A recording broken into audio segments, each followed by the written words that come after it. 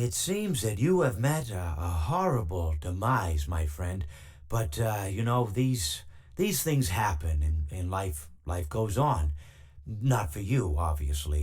You're dead. But it reminds me of a time I was having a conversation with my friend Orville.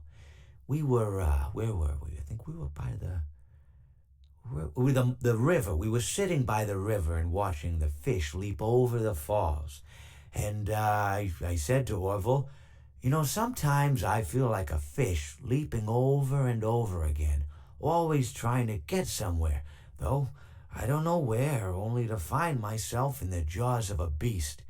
He, of course, looked at me, surprised. Have you been in the jaws of a beast, friend? To which I said, no, of course not, Orville.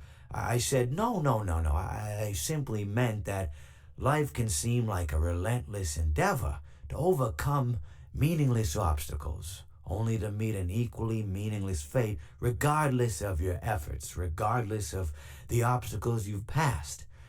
And Orville, he stood and proceeded to drape me with a picnic cloth, to which I asked him, I said, Fred, what are you doing? He looked at me very concerned, really. I feel like you've gotten too much sun. Indeed, indeed I had. He proceeded to pour me a glass of just ice-cold lemonade.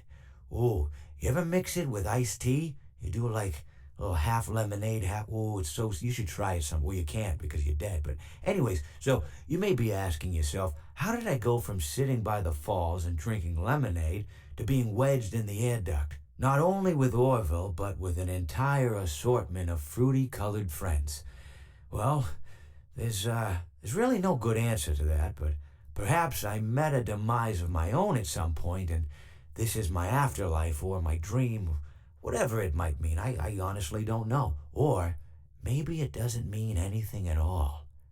Maybe it doesn't mean anything at